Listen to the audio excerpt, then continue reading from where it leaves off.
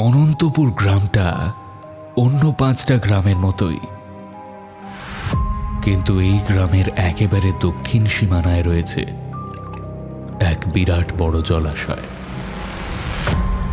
লোকে বলে অনন্ত দিঘি। প্রচুর মাছ দিঘির জলে কিলবিল করে বেড়ায়, কিন্তু চাইলেই কেউ সেই মাছ ধরতে পারে না। এখানে মাছ ধরার এক অদ্ভুত এবং ভয়ঙ্কর নিয়ম আছে। এখানে মাছ ধরতে হয় গভীর রাতে। গ্রামবাসীরা বলে এই অনন্ত দিঘির জলের তলায় বসবাস করে এক দেও। সেই দেওকে ভোগ না দিয়ে দিঘির জল থেকে একটা মাছও তুলে নিয়ে যাওয়া যায় না। আর দেওকে ভোগ দিতে হয় কাঁচা রক্ত। তিনি রক্ত পেয়ে সন্তুষ্ট হলে তবেই নেওয়া যায় মাছ, আর না হলে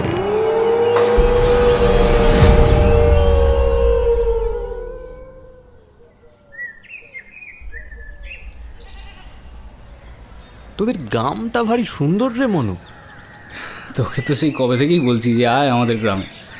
সেই এলি তো এলি, একেবারে পোস্টমাস্টারের চাকরি নিয়ে এলি। সে আমারই ভুল বন্ধু।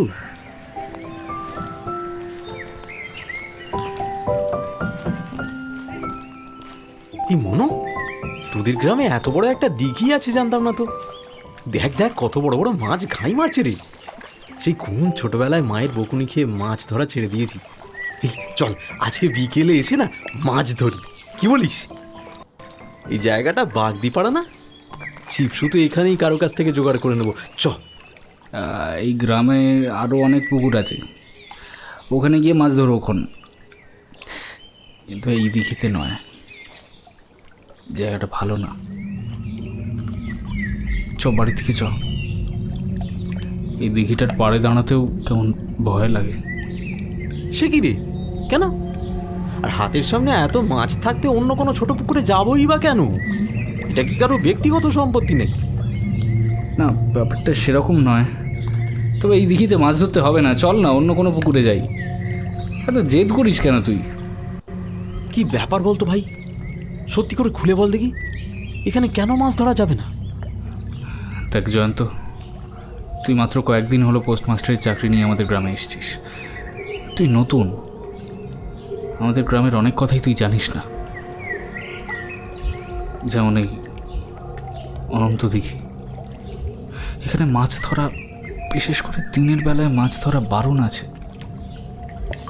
আমি ছোটবেলা থেকে কখনো কাউকে দেখিনি এখানে মাছ ধরতে।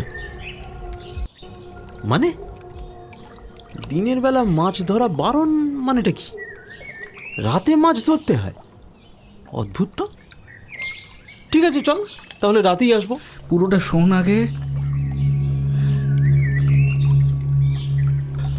গ্রামের বয়স্ক লোকেরা বলেন এই অনন্ত দিঘিতে রাতের বেলায় মাছ ধরতে হয়, কিন্তু তার বিশেষ একটা নিয়ম আছে। এই দিঘির জলে এক দেহ থাকেন, মানে এক ভয়ঙ্কর অপদেবতা। সেই দেহকে ভোগ দিয়ে তারপর দিঘির জল থেকে মাছ তুলতে হয়। ভোগ কি জানিস? রক্ত, টাটকা রক্ত। ওটা না দিয়ে মাছ নেওয়া যাবে না, নাহলে সেই দেহ যে নির্দেশ অমান্য করে ভোগ না দিয়ে মাছ ধরবে তাকে নিয়ে চলে যাবে জলের তলায়, আর কখনো ফিরবে না সে। বাবার মুখে শুনেছি গ্রামের বেশ কয়েকজন মারা গিয়েছেন এভাবে। তাদের লাশ অবধি পাওয়া যায়নি। তাদের সঙ্গে কি হয়েছে ভগবানই জানেন। এই বাগদিপাড়ার জেলে বাগদিরাও কখনো ভুলেও এই নিয়মের অমান্য করে না। এসবের মধ্যে আমাদের জড়িয়ে লাভ নেই ভাই, চল বাড়ি চল। ওরে ওরে কি গল্প শোনালি রে ভাই।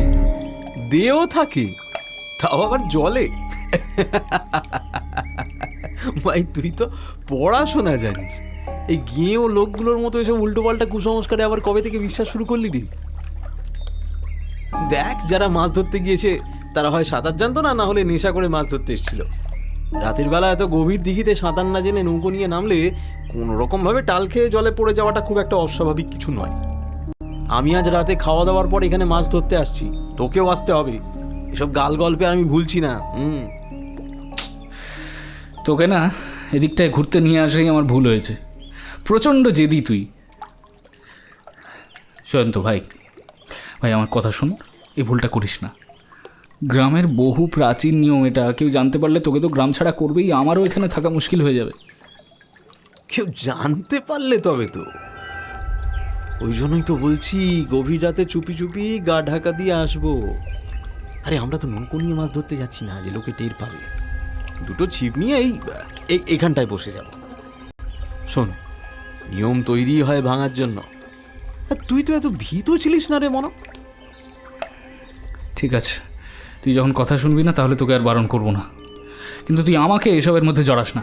হয়েছে হয়েছে, আর কোনো কথা শুনবো না। তো আসতে তোকে হবেই আমার সঙ্গে, না হলে কিন্তু তোর সাথে আর কোনো কথা নেই। চল বাড়ি যাই এখন।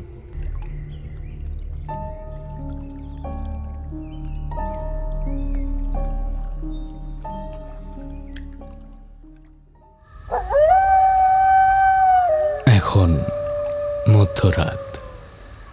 দুজন বন্ধু দিঘির পাড়ে বসে আছে, দিঘিতে ছিপ ফেলে। সে কখন থেকে বসে বসে মশার কামড় খেয়ে যাচ্ছি, একটা মাছ উঠলো না। সকালবেলা দেখলুম কত মাছ, এখন একটা মাছ চারাই গিলছে না। চল মানে মানে বাড়ি ফিরে যাই।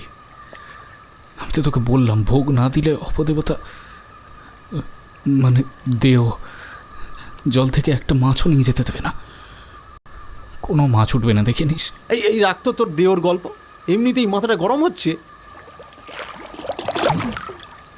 এই মনো, ওই দেখ তাড়াতাড়ি সুতো গোটা, বড় মাছ বেঁধেছে রে, গোটা গোটা গোটা। মনোজ ভয়ে ভয়ে ছিপটা হাতে নিয়ে সুতো গোটাতে থাকে। শেষে উঠে আসে একটা বড় বোয়াল মাছ। দুজনে মিলে ধরাধরি করে মাছটাকে ডাঙায় তোলে। দেখ তোকে বলেছিলাম এখানে বড় বড় মাছ আছে। আরে বাস, মাছের সাইজ দেখেই তো মন ভরে গেল রে। আরে বাবা। ঠিক তখনই জয়ন্ত ছিপটা আরো জোরে নড়ে ওঠে। দেখ আমারটাও বেঁধেছে, এটা আরো বড় মনে হচ্ছে। হাত লাগাতো তাড়াতাড়ি।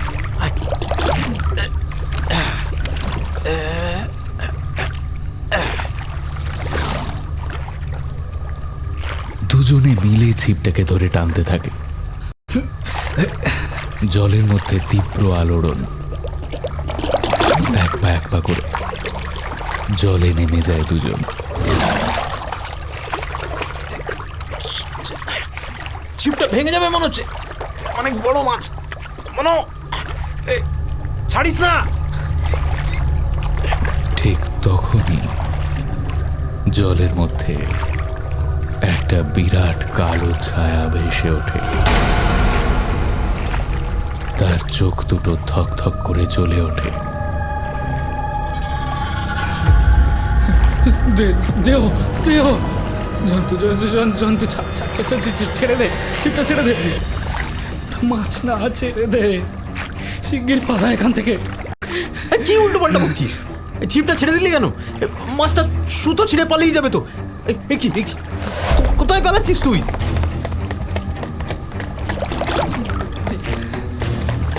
পালিয়ে আয় জয়ন্ত, পালিয়ে আয়,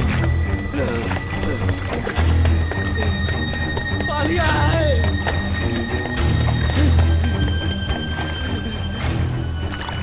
মনোজের কথা উপেক্ষা করে জয়ন্ত একাই প্রাণপণে ছিপটাকে টেনে যাচ্ছে। কালো ছায়াটা আস্তে আস্তে ওর কাছে এগিয়ে আসছে। শেষমেশ অনেক টানাটানির পর বড় একটা কাতলা মাছ উঠে এলো জয়ন্তর হাতে। এবার এটাকে ডাঙায় তুই। হাত জাল হলে শুনতে হতো। বলতে বলতে জয়ন্ত মাছের মুখ থেকে বড়শিটা ছাড়াতে গেল, আর অমনি জলের তলা থেকে দুটো কালো কুচকুচে হাত খপ করে জয়ন্তর হাত দুটো চেপে ধরল।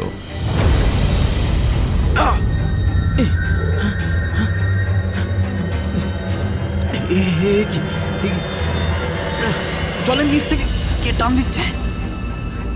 সর্বনাশ! এটা কি, এটা কি? না না না না, আমি আমার মাছ কিছু দিয়ে দেবো না। অনেকক্ষণ পরে একটা পেয়েছি। না,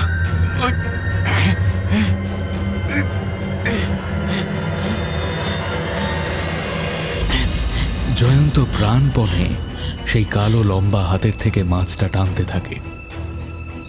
শেষে মাছটা টান মেরে ছিনিয়ে নিয়ে ছিপ ফেলে দৌড়ে পালায় বাড়ির দিকে।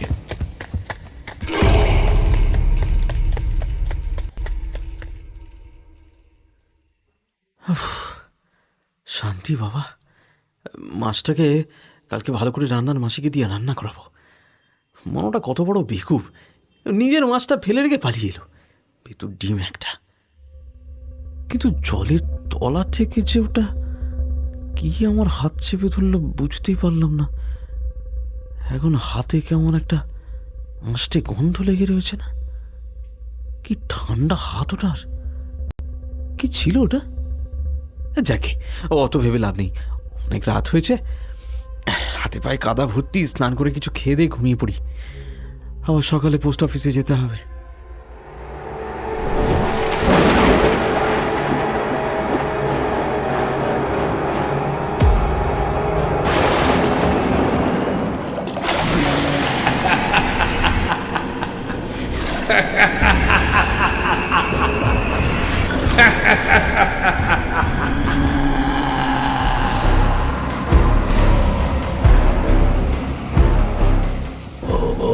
কিসের শব্দ? তবে তবে কি? তবে ঈশ্বর, এত বছর পরে কে জাগালো এই বিভীষিকাকে? হে ঠাকুর, রক্ষা করো, রক্ষা করো। রাম রাম রাম রাম রাম রাম রাম রাম। মা, ও মা, বাইরে কিসের আওয়াজ হলো? আমার খুব ভয় করছে মা। বাইরে কি ঝড় উঠেছে? চুপ চুপ, দিঘির অপদেবতা জল থেকে উঠে এসেছে। কোনো ভয় নেই বাবা, চুপ করে শুয়ে থাকো। সব দরজা জানলা বন্ধ করে দিয়েছি, সে আমাদের কোনো ক্ষতি করবে না। এত বছর পর আজ আবার নিশ্চয়ই কেউ নিয়ম ভেঙেছে।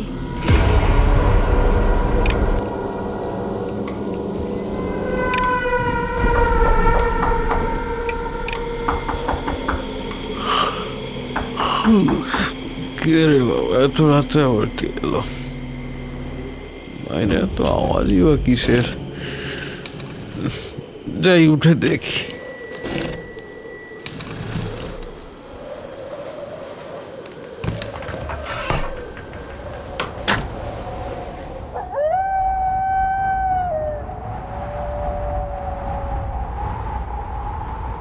কি রে বাবা, কে দরজা ধাক্কালো?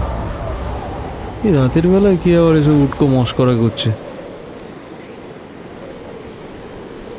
কি চারপাশটা এমন ঠান্ডা ঠান্ডা কেন? বৃষ্টি কখন হলো আবার? আকাশটা ওরকম লাল হয়ে আছে কেন?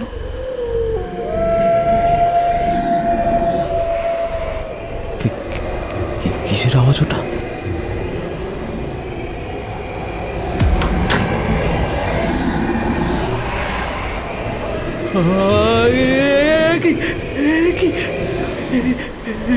কি দেখছি আমি? কি কোনো দুঃস্বপ্ন নাকি নাকি সত্যি? সব সত্যি, সব সত্যি। তুই নিয়ম ভেঙেছিস, হাজার হাজার বছরের নিয়ম। যারা নিয়ম ভেঙেছে তাদের সবাইকে মূল্য দিতে হয়েছে, তোকেও দিতে হবে। আমাকে রক্ত না দিয়ে তুই মাছ নিয়ে এসেছিস। অনন্ত দিঘির সব মাছের উপর আমার অধিকার, আমার। আমি না চাইলে সেখান থেকে মাছ আনা যায় না। তোকে এবার আমার সাথে যেতে হবে। আমার কাছে চিরকাল বন্দী হয়ে থাকবি তুই। বন্দী হয়ে থাকবে তোর আত্মা।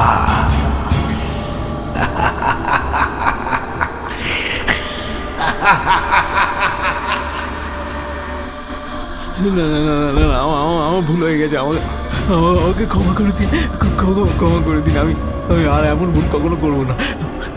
আমাকে প্রাণে মারবেন না, দোহাই আপনার।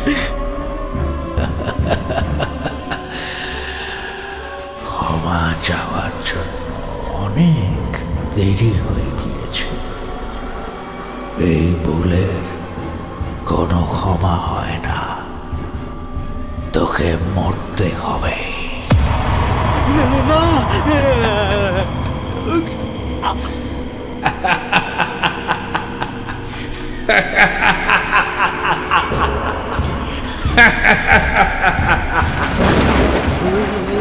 না না, আমি যাবো না, আমি যাবো না, আমাকে ছেড়ে দিন। আমাকে কেউ বাঁচাও, বাঁচাও আমাকে। নিয়ে গেল আমাকে, মেরে ফেললো। কেউ বাঁচাও।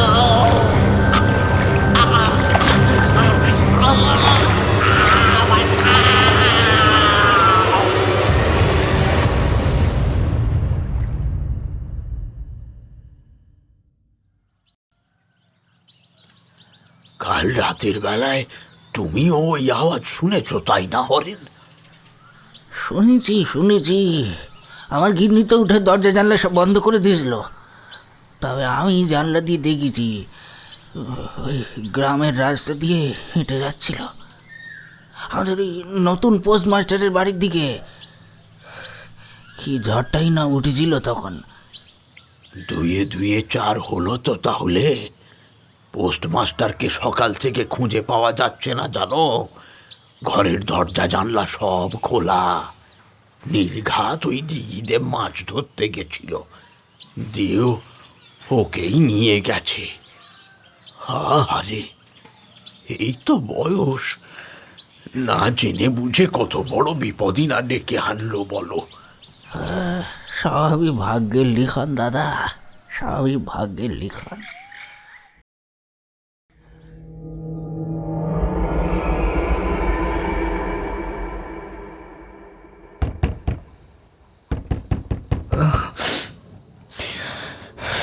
এত রাতে কে কে ডাকছে? বাবা তুমি? আমি রে মনো,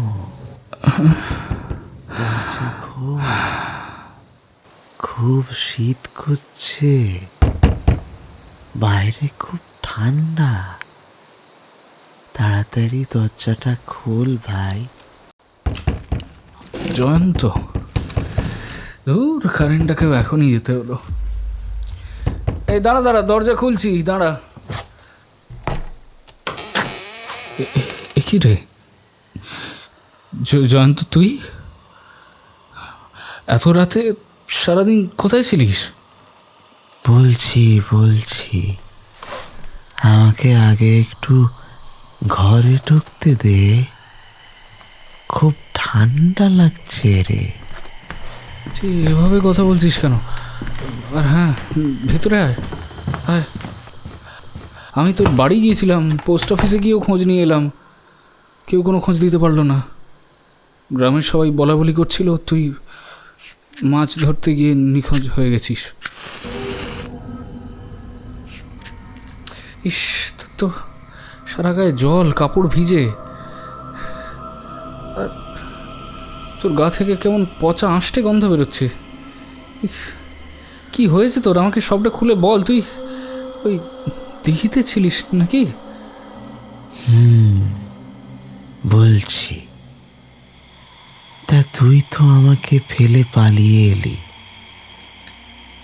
হেই, তুই আমার বন্ধু মনো, কিন্তু আমি পালিয়ে আসিনি। আমি ওই মাছটা নিয়েই তবে বাড়িতে এসেছিলাম। তুই এইভাবে কথা বলিস না, আমার ভয় লাগছে।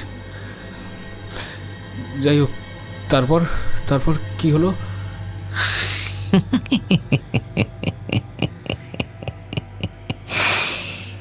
তারপর তুই যা বলেছিলিস আমার সাথে ঠিক তাই হয়েছে রে।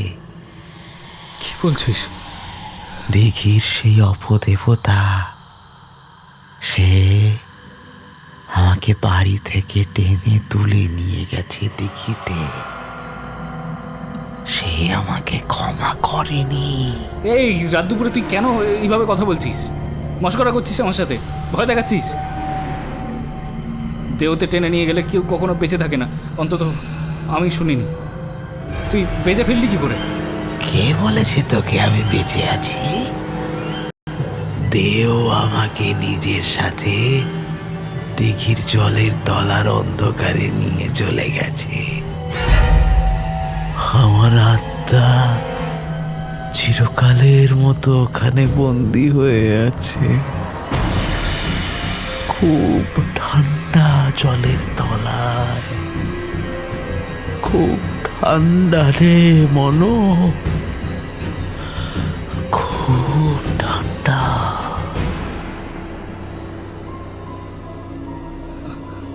তুই তুই এসব কি বলছিস জয়ন্ত? কেন বলছিস? তোর মাথা ঠিক আছে তো? তুই বেঁচে নেই মানেটা কি? আর তুই মাথাটা ওরকম নিচু করে আছিস কেন? দেখ, আমার চোখ দুটো মাছে খেয়ে নিয়েছে। আমার হাত ধরে দেখ, বরফের মতো ঠান্ডা। আমি অনেকক্ষণ আগে মরে গেছি। দেও আমাকে জলে ডুবিয়ে মেরেছে। তোকে আমি নিতে এসেছি রে মনো। চল আমার সাথে, চল, দুজনে একসাথে থাকবো। না না না, আমি যাবো না। আমি কোথাও যাবো না। তুই চলে যা। যেতে তো তোকে হবেই মনো। মনে আছে তুইও মাছ ধরেছিলিস, বাড়িতে নিয়ে আসিসনি, কিন্তু ডাঙায় তুলেছিলিস। তোকেও যেতে হবে দেওর কাছে। আমি কোথাও যাবো না। তুই চলে যা জয়ন্ত। চল, সে অপেক্ষা করছে তোর জন্য।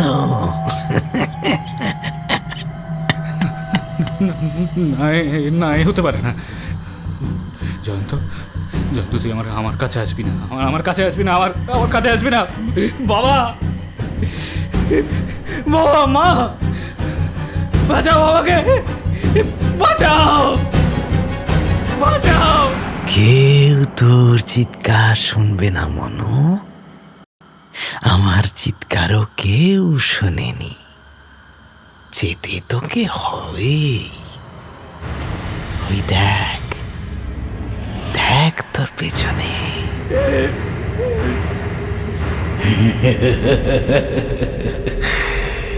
নিয়ম সবার জন্য এক, ভাঙলে শাস্তি তাকে পেতেই হবে। আর নিয়ম ভঙ্গের একটাই শাস্তি, মৃত্যু। মুক্তি নেই। জলের তলার অতল অন্ধকার থেকে মুক্তি নেই।